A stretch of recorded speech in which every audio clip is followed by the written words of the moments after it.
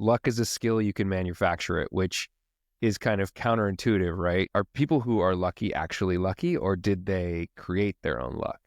People don't see the reps you put in to go and to get the final outcome. How does luck turn into that compounding sort of effort that allows you to say, here, now I created the situation where I was lucky?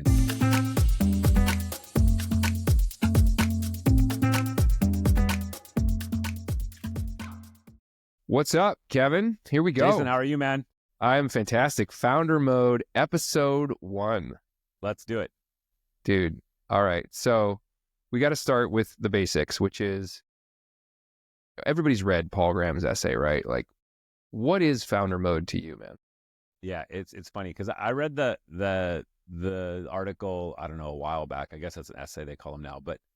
And to me, I was like, there's so many things that resonate with this, but it's like, if I look back at my own life and my own sort of journey, there was a bunch of points where, to me, it had just been a natural way of acting. And I think I grew out of it in the sense, growing up with a dad that was in the military. So like had this sort of like innate sense of urgency for everything we did, whether that was getting the mail, mowing the lawn, feeding the pigs. And so like all these things to me were this sharp sense of like getting it done with, very efficient, being, thoughtful with your time. And so when I started building companies and started, just going into the workforce for the first time, always had this sort of like probably anxiety driven push, but this sense of urgency to do the thing. And then what the thing was being very dynamic. Oh, this needed to be done, just took care of it. You've heard the joke of like, oh, the CEO building the tables or taking out the trash or, doing a, monitor purchase or running down to the store and getting lunch for people for a meeting. And I think all those things make sense. But to me, the founder mode is much less about just doing the dirty work. It's about doing the items that are going to make the most impact to that business at that point in time. Leverage. And you can do that as an employee. You can wake up and say, hey, what's going to add the most shareholder value, right? And if you think all the way at that level, even if you're just an employee, you're like, what does the shareholders care about? How do we drive profit? How do we drive growth? How do we drive those things? And it's doing those things with a sense of urgency that is this founder sort of mentality or this founder thought back. Yeah, and the mindset, to me, that's been, a big driving force of, I think, what has driven a lot of my sort of outcomes and success, but also just a way of thinking of how to do life, right? How do you go to the gym and act like a founder? How do you go, all these things in your life? How can you sort of take ownership of your own destiny and being ultimately responsible for those outcomes with or without the team involved to sort of like, scale that growth? I think it's a fun riff on what started in the tech community to say, this is how you need to be as a founder and the mindset you need to have and the mentality you need to have. And what you just said was basically extending that to your entire life. Don't just approach building your company as a founder, but you just said, go to the gym and think like a founder. Like, I have 15 minutes right now. I know you work out in like 15-minute bursts every day. That's all I have. I got to get it done right now.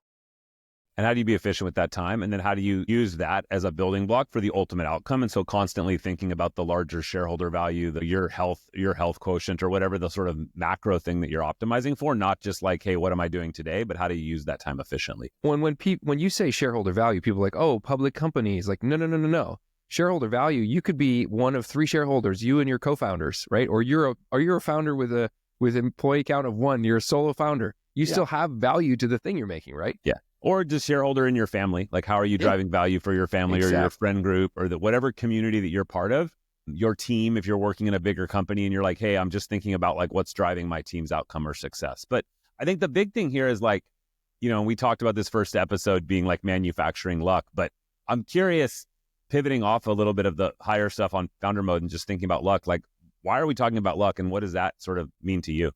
Yeah, so we're calling this episode tentatively, luck is a skill, you can manufacture it, which is kind of counterintuitive, right? So, is luck really, are people who are lucky actually lucky, or did they create their own luck?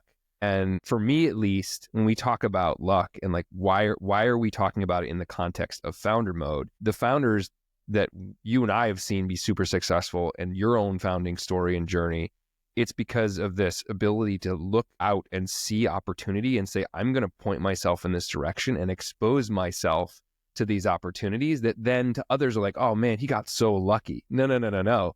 You actually said, I'm going to increase my luck surface area by going and doing these specific things and intentionally not doing these other things. People don't see the reps you put in to go and to get the final outcome. How does luck turn into that compounding sort of effort that allows you to say, here, now I created the situation where I was lucky? And I feel like, it's very easy outside looking in to look at people and say like, oh, wow, that was really lucky, or, to see the end result, to your point, and have no idea the like 10, 12 years of just toiling and like working 80, 100-hour weeks or whatever the crazy amount you needed to put in to get to that outcome that was like, the dragon that you're chasing forever. And, we're both sitting comfortably in America right now, and like the American dream and the concept of like work hard, earn it, like get to that outcome. And so we hold up like billionaires and super successful people. It's like, oh man, I just want to be like that. Like the reality is, to get to that level of success, the amount of just, and I'm not going to say it, but like the stuff you have to eat, the stuff you have to go through to like get there there's real sacrifice, right? Yeah. And I think that's a big part that like that part's never as highlighted as often as the ultimate outcome, which is the banner sort of like end result. And so for you, like in the context of an entrepreneurship, is it just random? Like some people just get lucky, or is it the byproduct of prep and action? Yeah. To me, it's really that, again, going the founder mode, shareholder value. Like, how do you think about what's the ultimate outcome and how are you working towards those? And each of those are building blocks that at an individual sort of like point in time or point in effort may not make a ton of sense onto why that's building up. But I think it's these disparate things that sort of connect over time where you're like, this particular item, this particular work that I put in, this thing that compounded, I met a lot of people, I built a network, spent lots of time optimizing the sign up for my product, or I spent lots of time talking to users and learning what is it that they actually want, and being wrong 10, 15, 20 times of like giving out ideas, getting feedback, that's not what they want, that's not there. And then synthesizing that over some effort time and being like, oh, now I'm lucky that I know what these people want because I've like sort of taken a bunch of missed shots. I've sort of taken a bunch of like attempts at this particular area or this particular idea.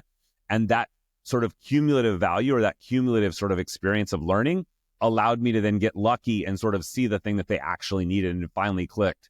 But it wasn't like, oh, it just showed up one night. It was because of this like many, many showers, many, many long walks, many sleepless nights, thinking through the feedback that you heard in a given day, or the, the shots that you missed, or the attempts that you made that didn't work out. This is why investors invest in founders the second and third time. It's like you have the scar tissue and the learning from all of those failed attempts, from all the pivots, the misses, the things you had to change. You and I were at an event this past weekend, and these guys are talking about the origin story of Twitter, right? And like started out as a podcasting platform that was basically destroyed by Apple with one single product announcement after 9 months of work, and then pivot, here we are. And now we've got this thing that, somebody decided to buy for $44 billion, for better or for worse. And like, look, like luck is what you create, I think is what we're saying. And you just covered so many things that I hope we get to get a chance to talk about in subsequent episodes, like the network that you create, like how you decide to build your company, how you decide to think about the world, and talking to customers and users. Like these are all things that when it comes to founder mode, they're all your job. Yeah. And at any point in time, they're ultimately your responsibility. And the question is, how do you operate? Like, do you do that individually? Do you build a team around that? Do you delegate? And now, do you use AI? Right? I think we've been joking. Who's on your team? Are they agents? Are they humans? Are they a combination? Yeah, a lot, right? And so I think that's also a super interesting topic with this world of many, many things. You can become an expert or a near expert in a lot of things very quickly, and there's no longer an acceptable answer to have a blind spot or to have no context on something, right? You should be able to ask, any one of these deep research AI tools to give you something, and in minutes, it will give you like the best answer. Yeah, really good. So let's talk about who you are and why, Kevin, are you qualified to talk about founders? My first internship ended up being at a software company that was building mechanical engineering software, and that was Let's it. Go. Like learn Java, connected to that, and then had a first startup that went out of business. They literally walked in on Friday and said, your last paycheck will not cash after 5 p.m. today because we're going to freeze the account. So go cash it. So we cashed our last paycheck, went to the bar, hung out as we do in LA. And then, found a job in Silicon Valley. And then for the next 18 years, built and started email companies. And the last one being an app called Acompli that we sold to Microsoft that became Outlook. And so 10 of us, 10 engineers. Arguably the best client-side mail app built maybe ever. It was a fun journey. And then spent 3 years scaling that at Microsoft, hundreds of millions of users, went from 0 on Outlook Mobile. So iOS and Android, also took over the Mac team. So had hundreds of engineers in 5 or 6 offices across the world. After that, joined Instacart just before the pandemic, which is a wild sort of setup, and got into there on a pretty unique sort of deal structure that we maybe talk about in the future. But yeah, ended up, scaling that team. I think there's, 30, 40, 50 engineers or something like that when we got in there. And by the time I left, there was like 1,500. So really exploded. And again, the pandemic just being a crazy, crazy accelerant for that, and tons of good founder mode stories in there of like shifting into that mode. And then went and worked in crypto for a couple years, and now building an AI. And so yeah, that was the sort of arc. And now we're getting to the top of the elevator. Yeah, no, we're at the top, and I have many questions, but it's a good story, and it's going to give us a lot of stuff to dig into. Maybe we should start with Google. Like I think your journey through Google. And how many different jobs was that? Yeah. How many different teams? You kind of highlighted that a little bit. I was counting the other day. Yeah. I think it was like at least 5. It might be technically like 7 different titles, maybe 5 different teams. I also counted number of desks. I think I had 24 different desk locations. The office move in the big companies, the greatest. It's the wildest thing. They're like, you're going to need the whole day today. We're going to move you from this building to this building. Where like it's like 2 desks down in the same building. And the boxes show up and the labels. Yeah, it's perfect. But yeah, I literally changed jobs probably every 18 months inside of Google. And Google, the pioneer of the I'm feeling lucky button, which basically doesn't exist anymore because of instant search. But, I felt very lucky to be there to begin with. And so I think I approached everything I did there as like, wow, lucky to be here. Who's super smart? Who's working on something cool? Like, who can I go talk to and just learn? And my favorite luck at Google story is I'm a product marketing manager inside of the ads business. I'm working on like the biggest pipe of revenue for Google, these like third-party AdWords API, the My Client Center, like everything that the money comes through. And I'm like, well, let's go, like the sexy stuff that everybody talks about is like all the consumer stuff. So maybe I should go see if I can get a consumer marketing role. And I met with the guy who was running Android marketing at the time. And I had heard through folks that he was starting there was some kind of music thing happening. And like, I had been making music for years. I'm a big music nerd. There's a guitar behind me. I can't actually play it. And I slap a CD down, like an actual compact disc down on the table when I meet with him. Like, I produce this. I make music. I love music. I've been doing this forever. Like, what do I need to do to get on your team? Like, I want to be a part of this. I want to be a part of music at Google. And he goes, do you know how to run AdWords campaigns? And I was like, I absolutely do. And he said, great, you're hired.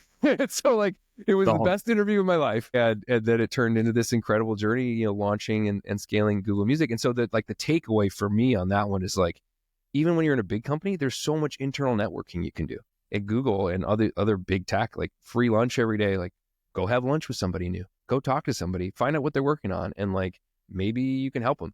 A lot of times you can help them out and just keep your current job, and then you get exposed to all this cool stuff. And then sometimes somebody calls you and says, were you there during the 20% time? Did they have like the whole 20%? Yeah, I don't know. They had 20% time for engineers. This guy, not an engineer. I did not know how to take things apart and break them and fix them like you. So the business folks, we had to work 5 days a week. Got it. No, it was always like the 20% time. And everyone's like, no. It's like, you do 100% of your job, and then if you want to do 20% time, that's another 20%. There's always different views on like where the 20% time fit. There was so much founder mode going on though, because like Gmail started as a 20% project. There's all these incredible things that were built as 20% projects, and like I approached all of my work, especially on the consumer side, because you got less resources. You weren't in ads, you weren't getting all the big money. Right. You weren't on the flywheel of the cash register of Silicon Valley. I built landing pages for Google Music myself. I recorded voiceover and videos and screen captured and put that out on Google.com. It was all me, like no agency, no big budget. It was just, some young marketing kid punk. So good. Yeah. So let's talk about Microsoft. What did it look like to get lucky at Microsoft? Obviously lucky lucky again in quotes, to be acquired, like to build this cool thing and then have them buy it. But then yeah, I think it actually starts, as I think a lot of these luck stories do, 10 years before that, right? Which was when we got acquired by Yahoo, a previous email company, Zimbra. we had this sort of notion of going in there and, like the movie 300, where it's like we all circle our shields and like the big corporate, teams coming in to tell us what to do and how to work it. And we were like, no, man, we're these highly egotistical startup guys and we're going to do it our way. We're not going to listen. We're here because we're the startup people. You acquired us, and had this chip on our shoulder, but also this sort of like, we're better than you kind of view, which created a lot of like internal strife and kind of enemies in the company. And so I think that experience and watching how that turned out, it ended up being fortunate that a new CEO came into Yahoo, ended up selling the business to VMware, and had a different kind of ending there. Impressioned on me when we got to Microsoft, it was like, no, we're here to be helpful. We're here to be advisors. And I tell this to like so many founders when I'm talking to them about being acquired. It's like, you instantly need to switch into advisor mode and be helpful. And showing up on that first day and getting the Microsoft badge and being like, I'm in helpful mode. And so if people ask for something, you just go and give it to them, being very generous with your time. So I did tons of talks. Satya was really big on the growth mindset. That was he had just kind of taken over. So growth mindset, coming in from a 10-person company, taking over where there was, hundreds of people working on, email and, already at Microsoft. And then to your point about the free lunch, mine ended up being travel, because we had offices in like China and India, Seattle, New York. I spent a lot of time on the road for Microsoft. And as part of that, got to see a lot of different cultures, but also how these groups operated. And for me, every time I would get there, you're the, hey, new startup person, leader, whatever, coming from the US or coming from headquarters. We were based in San Francisco, but I spent a lot of time in Seattle and Redmond. And you show up in Suzhou, which is, an hour or so out of Shanghai, or you'd show up in, Pune, which is an hour or two out of Mumbai. And you could meet a lot of people because they're like, hey, you're different. And so it was really easy to set up meetings. Every time I did that, you'd meet really interesting people inside the company that were essentially operating like completely different companies, right? Because they're in a different geographic time zone. They're in a different geographic org structure. Different and culture. Like, wow, what are you guys working on? Yeah. Ended up being an incredible sort of luck thing coming back as we went to build teams or scale out our team, having these contacts like literally all over the world to be able to pick up the phone and say, hey, remember when we were there, we sorted this thing out or did something. And to me, each of those just led to bigger and bigger opportunities of being helpful when they needed something, back at headquarters or back, in Redmond, they could send me a message or whatever. And that sort of created this fabric of like assistance that sort of allowed me to almost operate in a very different free way, where I never got that in previous sort of like acquisitions going into companies, because I didn't have the smarts to sort of think like an advisor or think like I was doing, internal networking. Yeah. Which ended up, were. again, paying a lot of dividends. Yeah. I mean, you met all these folks, and that enabled you to have this network you could call upon to get stuff done. And a lot of them I've worked with now subsequently, right? Yeah. Invested in their companies, they've hired into my companies. I've helped hire into their companies, which has been a pretty cool thing to see how that network, even today, I'm more than 10 years out of Microsoft. Outlook, mobile just turned 10 years old in January. And to still see that as something that, you can kind of lean back on, to me is just the amount of compounding there. Again, feel very lucky and fortunate to have had that. Yeah, I think it's super interesting, because what you're describing is, and similar to what I shared, is like, you're in this really big company. And so one path is to just kind of like rest, invest, and just, blinders on, come to work, do your job, take advantage of the nice perks, get to travel, to meet with folks around the world, but not, not go out of your way to like meet people you don't need to talk to, not, or you could say, man, I just like, there's so much opportunity here. I'm actually going to just take advantage of what's in front of me. And I think that's the difference. And we keep coming back to it. So when I think about the top things in this episode that are driving the luck, maybe the like luck coefficient, it's like this idea of building your network of people, whether inside your company or out, that you can then say like, hey, I'm trying to do this thing. We talked about this 3 years ago, but like you had already solved it. Can you help me out? Yeah. And I think for me, it's like the thing that I saw more fatally was, a lot of acquisitions came in during that time into Microsoft. And a lot of these founders ended up really resentful, really stressed, and quite frankly, super disconnected, because they either came in with like, hey, this is my vision and we're going to continue to do it my way, which is just typically not how big companies operate. And they don't, so you have to think of it more in advisor mode, and hey, you're offering advice, but you have to be a little more amenable to going with the flow and coming in and having like an unrelenting, strong opinion, which worked when you were a team of 10, doesn't work when you're a team of, 220,000. And so finding a way to operate in that environment, I think, is a key shift that a lot of, acquired founders or a lot of, folks joining a big company miss, especially when you're coming in through an acquisition path. Obviously, if you're hired, you typically don't come in with that same level of potential vector of attack or vector of thinking. But to me, it's the one thing that I saw just founder after founder after founder team come in, and many of them, and again, a lot of these big companies, they're happy to let you go to the beach. They're just like, please, just don't come into the office, go vest. They're not going to actually take your stock away. They let you literally work, and not work and get paid, because to them, that makes them look founder unfriendly. If they're going to come in and acquire somebody's company and then somehow fire or dismiss the founders, that only happens in pretty rare cases. We've seen some very famous ones in the Valley, right? But typically they don't. They let you kind of go out and sort of check out. You get to choose how hard do you want to take, to realize the opportunity that you've been given. Yeah. But I think to compound the luck, you can go in and be the advisor mode, and you can work in a way that's accretive to them and you. Totally. But you have to do it in a way that makes sense, the way that they want to operate and the way that you want to operate, and not go in with this preconceived sort of, it's reading the room when you come into the big company and being like, okay, this is where they're spiky, they're good at this stuff, but man, are they bad at this? Versus coming in and saying like, hey, you're bad at this. You can say, hey, I've seen this before, and this is what we did when we worked on, and it's not a judgment statement of like, you guys suck at this particular thing. It's like, hey, I think I can help here. And I think, I've experienced this throughout my career, is like showing up and just being like, hey, I don't have anything I want. I just want to help. Like, I'm here to help. If you need my help, here's the stuff that I know. Yeah. And it's more fun. It's more rewarding for you and them, because it's frictionless, right? Where you're in and trying to impress your will on someone or impress your approach. It may not just work out the way you would want. And I think for you and I probably differ a little bit on this one, but like for me at Google, I sought out mentorship a lot. I hear in you what you're saying is like, you probably were both a mentor and maybe mentored, but like you provided a lot of that. All of my mentors at Google were like, hey, at some point, Jason, you should go start a company. Right. And I think that the flip is like, I started big company and you like went right into like founder mode and startup land, like right from the start. And we kind of like went like this. And I think it's just interesting. The path, there is no like right path to get there. And I think people listening, and I've talked to people, many, many engineers that, came out of school, high achieving, high marks in school, became really successful, grew really quick as an individual contributor, decided, hey, do you want to go to leadership? Do you want to go start a company?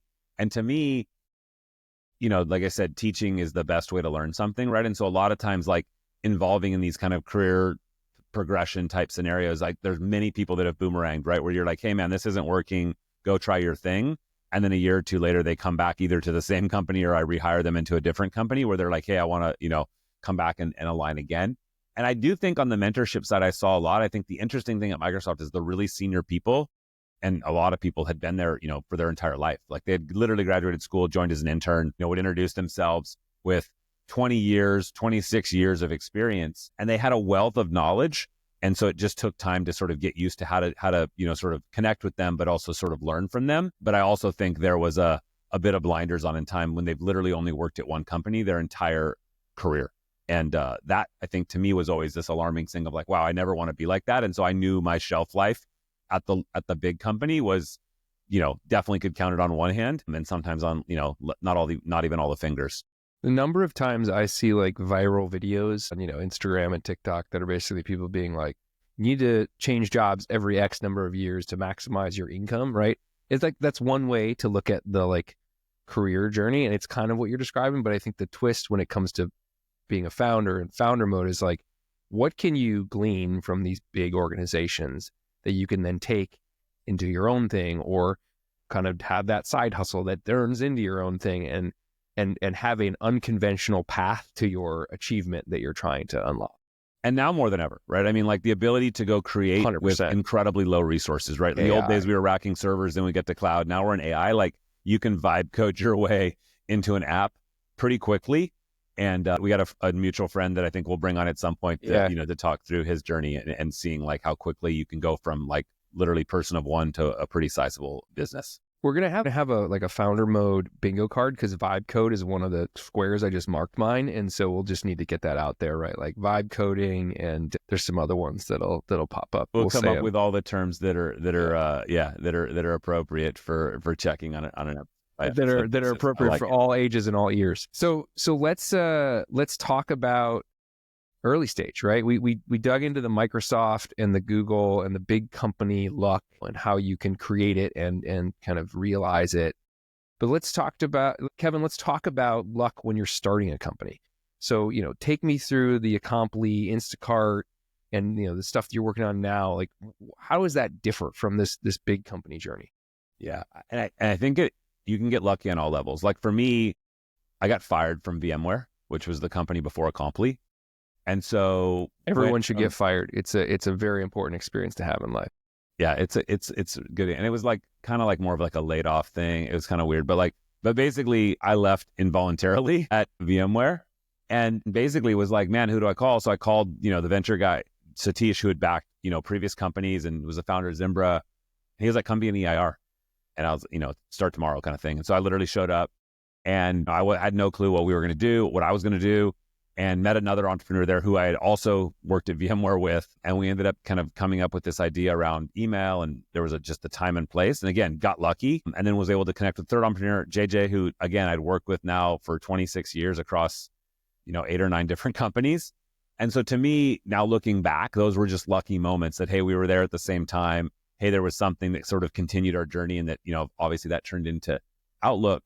But I think each of those pieces of like thinking back why an individual point in time made great was that you had impressed on that person, whether it be a potential co-founder or a potential investor, of that you had achieved something or they had seen something in you years before, or there was a moment that was memorable in their mind that then allowed you to sort of get lucky in the startup version. Yeah. Once we you made an impression on these people. Yeah. And so when you called and were like, hey, I'm out of a job, he's like, you're an EIR, come tomorrow. Yeah. It's wild. Just said, let's do it. Yeah. So what was once you're in it and you're building, how does luck show up in that setting? Yeah. And so I think for us, it's like, okay, you have an app, you have an idea, and then you have an app, and then you're like, how do I get users? And again, you sort of go back to your network, you're emailing people, you're sending it to friends and family. You're literally looking for user 1, then user 2, then user 10, then user 20, then user 100. Each of these sort of serendipitously leads to the next. But at the given point in time, you're like, man, is anybody even going to like this? Is anybody going to follow this? Is anybody going to talk about this? And I think for me, each of those, you can think back. Like I remember going into this office, we were looking for somebody to help us build iOS apps. At the time, it was really hard to find iOS engineers. It was a super, super niche sort of coding thing, and they were in high demand. And we went into this office with these 2 consultants below a weed shop in the Haight. And, one does. As you do in the Haight. You're like, man, absolutely. This thing smells like weed. And they're like, well, there is a weed shop above us. Yeah. In the Haight. It's not our fault. And we started talking to these guys, and, the idea was to get them to consult. And we're like, man, we're going to hire you guys to just come be our, be our team. And, long story short, we did a consulting project with them to start. And then, of course, as luck would have it, they really fell in love with the idea and the team, and then ended up joining full time and becoming sort of lead engineers on our app, both in the front end and the back end, which was incredible. But again, and then those same folks worked with us for many jobs in other companies, right? So came into obviously Microsoft with us, and then ended up showing up at Instacart. Incredible, right? Like if you think back to how that's lucky. But to me, all of those individual conversations where we were just passionate, pitching our idea, trying to sort of make something happen, to literally write the first line of code, an Objective-C, this is pre-Swift, that, just didn't happen. And I think at Instacart, very similar, right? Getting there and being able to make calls and trying to test. And, a lot of people said no, right? Didn't want to come work, didn't think this was a good idea, didn't think this was the right time, didn't want to leave Uber, Facebook, Google, right? We were hiring from really top companies at a time. And then the pandemic hits, you have infinite sort of growth because like everybody's locked at home, you have all this grocery. And then a moment there, we could hire anybody we want because that, again, and anywhere in the world. For me, I just want to touch on one thing you said, and then I'll answer that, which is you're talking about these people that you worked with, not once, but not twice, but for dozens of years, who kind of come on the journey with you. Like I've identified that you're just a rock star, like 10x engineer. iOS is maybe where you started. Now you're doing AI or ML or whatever. Like you can just rely on that person, and there's no longer that like, oh, I need to like find my team. I have my people, and what I see great founders do is they bring their people with them. I've actually experienced this too in the companies that I was internal at, which is the first startup, then the second one, then Headspace, like 3 startups deep. I had one person that I brought to all three of those companies. I had another set of people that were two of the three. And then many of those same folks now consult with me. And so it's just like that increases your luck surface area, because you're like, I can rely on these people to deliver just high quality output and outcomes, and you don't have to worry about them. And then you talk about hiring. It's like hiring is art and science. Some people are going to just tell you everything you want to hear in an interview and vibe code their way to like, oh man, that's great. Like they nail the coding interview, or they're using AI now and like it looks like they're the best engineer you've ever seen. But I think the thing that comes up over and over again to your question about like, what am I seeing? What makes great founders very lucky, or good founders great because of luck or their ability to create luck? It's kind of the same things over and over again. And you talked about at the top of the episode, which is you talk to the people. Like, one, you probably are solving a problem you have yourself. Two, you are talking to the people who have that same problem. So you are actively talking to customers and users. And every time I talk to a founder and I ask them the question, like, tell me what the last like customer interview, user interview was like, tell me what they said. And they go, oh yeah, I don't really talk to the, I'm just like, all right, never mind, next. Like, it's not going to work out. I'm sorry. And so that's like a huge one. It's like, you can increase your luck by knowing what people actually want and then building that, and also knowing where the ball's going. Like, a lot of technology is inventing things that don't exist yet. So you can't just be like, oh, I asked a customer. Like, if you ask customers what they want, you'll build something that actually nobody wants. So like, there's a combination. Like, if you build exclusively what they say, you're going to end up with like a Franken thing. But like, if you have a gut feel and instinct, and you just understand the market intuitively, and then you're also talking to people who are going to use the thing you build, you just build great stuff that kind of gets that product market fit and scales organically. And then people come to me and they're like, hey, I want this to scale faster. I want to put the gas on the fire. And then we figure out the channels and like the growth loops and levers and funnels to pull, right? But the knowing the customer and the user is number one. And I always quote this, and like, people get probably tired of hearing it, but know the user, know the magic, connect the two, which is like the Google marketing speak for like, understand who you're selling to, understand the thing you're building, and figure out, how you're going to make a line between those two and create that kind of magic and bring that magic to life in a specific population. So know the user, know the magic, connect the two is huge. And founders who get that intrinsically, I see succeed. And then the other thing that I'm seeing a lot of is moving out of the ZERP era from like free money into this time of like, every single investor, every VC, every PE, anybody who has put money into a company is going, hey, so when are we going to get to that point where when we put in $1 into our growth efforts, into the product, into the team, we get $2, $3, $4, $5 out? Like, how are we going to have sustainable unit economics and profitable economics? And, the PE guys are EBITDA, and the VC guys are like, show me the up and to the right growth, but show me it sustainably and profitably. And the founders who have figured out that like, with a team that is smaller than the one that they built during the ZERP era, they can deliver high kind of revenue per employee and leverage the latest and greatest in AI to build and scale faster and test faster and ship faster and learn faster. Those are the ones that I'm like, oh man, can't wait to work with you. You have figured this out. And the people who are like, no, I just, I need a few more people on this team, or I need to spend this money this way. And I can tell just in that conversation, they're going to light investor money on fire. That's not luck. That's not lucky. No, and I think it's good. I think that going back a little bit to the team thing, I think the two things I was like, when you look for people on like the individual contributor side, it's like, do you have curiosity? Because I think you said an important point, which is like, we don't want people that can solve yesterday's problems. We want people that can kind of create solutions to problems we haven't seen tomorrow. And then on the leadership side, it's like, who are you going to bring with you? And I just, it's a simple question. It's like, it's your last job. Who was on your team that was on a team before, right? Who's going to be on your team now when you join? Who's the two people that are going to follow you here? And if you're bringing somebody in to be a leader and they're not ready to they don't have people, they haven't built a network in their year 10 of their career, you're like, there's something wrong there where you haven't figured out the game of sort of compounding sort of relationships, compounding sort of team dynamics. And you may just not be a great boss if people aren't wanting to follow you, right? I don't expect everybody to, but you should have a few people that are like excited to follow you wherever you're going, or at least be open to having that conversation if it makes sense for where they are. Yeah, I think that when someone's looking at how much luck you can generate, they're going, tell me about the people you worked with. Tell me about the network. Who are you going to bring with you, especially for leadership roles? It's the ultimate reference check, right? Who's following you there? And it's like, just tell me who's already followed you to your last job. And if somebody's like, if I'm interviewing someone and they're like, hey, yeah, I generally am like kind of a lone wolf. You're like, ooh, red flag. Yeah, it's gonna be tough, especially in a business like yours where you're looking to go and like work with a lot of different clients, a lot of different personalities, and really be able to like sort of be an amoeba and kind of a, match yourself to the or chameleon, I guess you should say, to match yourself to the environment. The founders who create luck are actually just really, really freaking smart. And it's not about luck. They're like running what I call just like great growth experimentation programs. They've got 100 ideas in a spreadsheet or a Asana board or whatever, and they're just cranking through them. And the stuff that works, they double down, they triple down. And the stuff that doesn't work, they're like, cool, what do we learn? Okay, Yeah, what's the next? rate of experimentation is by far one of the highest predictors, especially for things that have a funnel or things that have, some sort of consumer footprint. You just have to be testing, because even at Instacart, like we just never knew the answer, right? You could have a hypothesis, but testing those hypotheses and how many of those you can test and how quickly you can power those experiments becomes super interesting. I think would love to pivot a little bit about, creating our own luck and like sort of ways that, the two of us came together and how we figured this out. Yeah. What do you think about individual founders out there today sort of manufacturing luck for themselves and for finding ways that they can sort of expand their sort of surface of luck?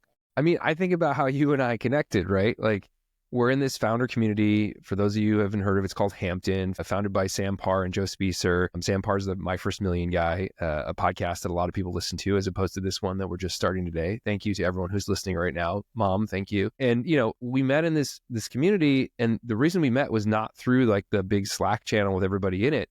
We're at CES, we're at like kind of like a informal thing that one of the members organized, this other Kevin, and we sit down next to each other and we just start talking. And it's one of those things where when you meet people that are like-minded and have experienced similar challenges or different ones where like you hit it off right away, you feel like, oh man, I can learn a ton from this person. There's that IRL post-COVID thing that's happening, which is like, oh, this is really cool. I forgot what this was like. And then there's just I'm a part of this community and I'm making an effort to go and meet people and connect and create new and interesting opportunities for myself and for them. You go in with zero expectations, and you and I come out as like, we're buddies now. And we're like, oh, you know what? We got a lot to talk about. You're like, hey, I launched this newsletter. I'm trying to figure out like, what's the right way to tell more of these stories? I'm like, well, maybe we do a podcast. And you're like, oh yeah, let's do it. Right. And it's like, I think you texted me and you were just like, done. And so here we are. Right. And I think that is manufacturing luck, because now here we are, we're going to share this with a ton of people, and who knows what's going to come from it. Yeah, no, I think it's the IRL thing in particular is something that I know that moving from an environment where I would go to, huge teams, hundreds of engineers, going to offices, traveling to offices and seeing a lot of people and interacting with a lot of people, going to a mode where with COVID, we were just, working at home.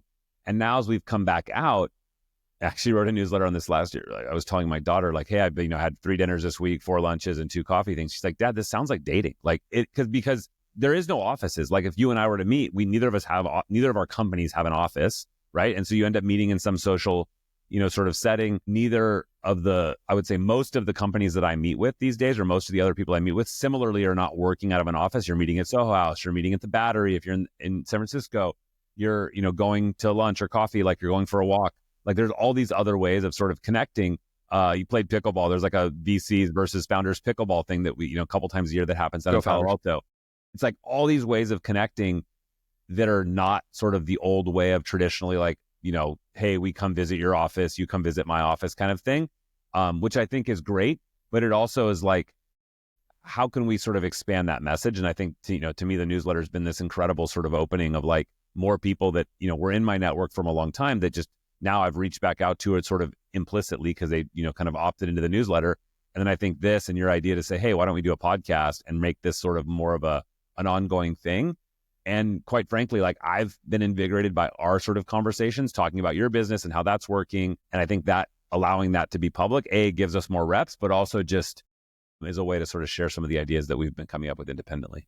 I totally agree. And, I think the button I'll put on it is the other trick to create luck in the context of networking, getting out there and meeting people, is going in, not expecting to take anything from the interaction, but just to give. And so what I loved about our first interaction is like, you just took me through your like personal tech and like life stack of like how you operate. And now you're publishing that in the Founder Mode newsletter. I was just like blown away by how transparent you were. And then it was like, oh man, there's like 6 things from this conversation that I'm going to go do right now, because like it was super interesting. And so it's just obvious to me that there's probably going to be a ton of stuff that that we can pull out of your brain and share on this show, that people will be like, oh yeah, I am going to go do that. Like, that's awesome. I like it. Cool. Let's see what else we got on the list. We had one other thing we were going to talk about, like just this notion for bias for action and sort of getting stuff done. And so I think when I first started this kind of like personal branding content push earlier this year, I'd set a goal to say, hey, I was just going to post more on Twitter and LinkedIn, right? Had sort of these accounts. In particular, I had a Twitter account from when I was working in crypto that grew really quickly. But I was like, how can I just put out content and become better at writing? And that quickly turned into like, wow, I should just do a newsletter, because like, people are like sending me DMs and I'm like asking me questions, and I'm like, man, a lot of the questions are the same. Can I answer these in a public way? Yeah. And that turned into this newsletter, and now that's turning into this podcast. But I do think like that, as it relates to the topic of luck, now I feel incredibly lucky. I've met over 100 people just in the first, 2.5 months since the newsletter's been out. More than half of those were IRL meetings, so people grabbing coffee, lunch, dinner throughout the past few weeks. And again, it's just, most people are passive when they engage with the world. And I think this notion of being a little more active and picking up something and saying, yeah, I'm just going to try that and do something small and do something simple. We do that in the same companies today, right? It's like, hey, we have an idea. How do you prototype it? AI makes it really easy to prototype really simple things to like move. Ship it. Yeah. And just put it out there. Yeah. And it's for 10 years, I've preached this notion of like ship every Friday, like no more multi-week sprints, no more yearly sprints, monthly sprints. It's like ship every week, right? How do you do something? And I think the best teams are shipping every day and constantly pushing that out there. It reduces the amount of, in engineering terms, amount of unshipped code, things that aren't, that haven't hit the market. It helps keep the thing higher quality. But I think that goes for experiments, right?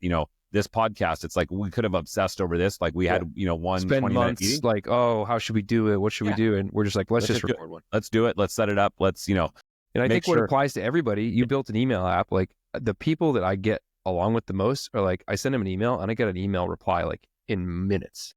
Like they're just on it. And you see some of the most successful people are crazy about this. Like you read stories, Mark Cuban like responds to an email in a couple minutes. It's like, how do you do that? And it's him, right?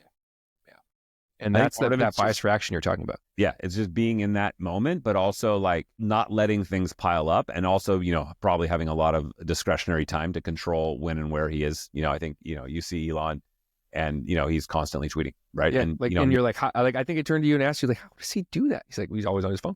Just on his phone, right? Yeah. And, he's able to do constant partial attention and say, hey, I'm deep in the moment. And then, I can jump in and throw a tweet together. And yeah, like what's your superpower as a human? Like, do you have like crazy ADHD where you're all over the place at once? How could you use that to your advantage? Oh, I can focus on 10 things at once. Great. Like crush it. Have action across multiple vectors at the same time. Yeah. No, I think it's good. Cool. How about, I think that same thing, and I think pivoting off the little bit of the Elon thing, just thinking about visibility, right? I think that now it looks like he's everywhere, right? He's sort of like constantly online and eternally online. And I think there's a part of that that's true. But I'm curious, in your business and kind of what you've seen with growing startups, and whether it was a Google or sort of some of the smaller teams you've worked with, how do they create visibility and how has that changed over the years? Yeah, I think, and I'll be brief on this one because I know we got to wrap up in a minute, but like with Google or even a small company, the visibility question is always easiest to answer from my perspective as, are you doing something that's actually interesting and value add and driving incrementally, use the word creative earlier, like how does it actually help the business? Or are you finding yourself working on stuff that, to your point about unshippable or unshipped code, like never ships, nothing happens, you feel like you're spinning your wheels, like move yourself off of that. Or if you're in your startup and you're building something and you're not getting traction for a really long time, what are the next 10 experiments you're going to run that might change that traction point?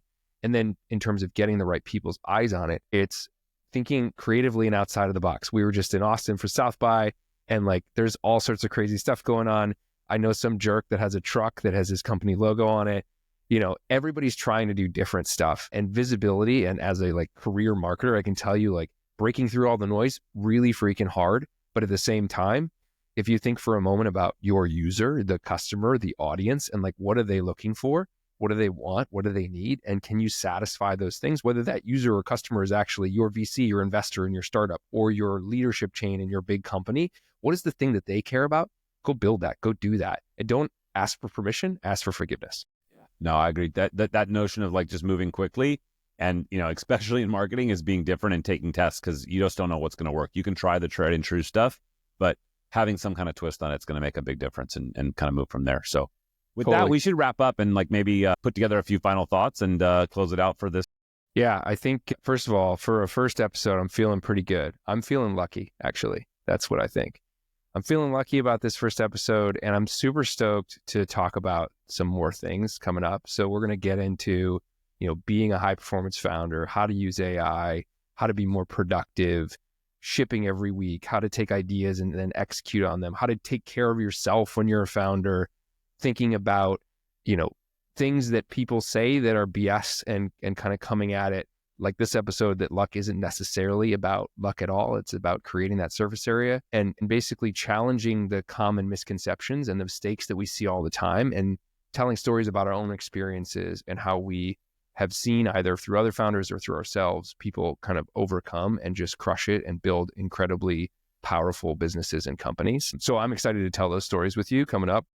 And then the last bit is, if you enjoyed this, awesome. And we want to hear from you. We want you to like and subscribe, and I'll be that dork that says that. But honestly, this is not for everybody. Like, if you are somebody who heard all this and you're like, oh, 80-hour work weeks are like hustling until you figure it out, 10 years of hard work, and then finally you get that big, acquisition from the Microsoft or Google guys, it's okay.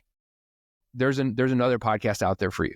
But if you're like, man, I want to grind and achieve these levels of success, then yeah, let's give us a like, give us a subscribe, leave a comment, tell us what you want to hear, and we'll come back with more stuff that is helping folks kind of figure out how to be a founder and get into that founder mode mindset. So I'm just happy that we're doing this. So Kevin, it was fun to get this first one and rip it out, and thanks for doing it, and thank you for listening, everybody. Awesome. Thanks, y'all. See you next time.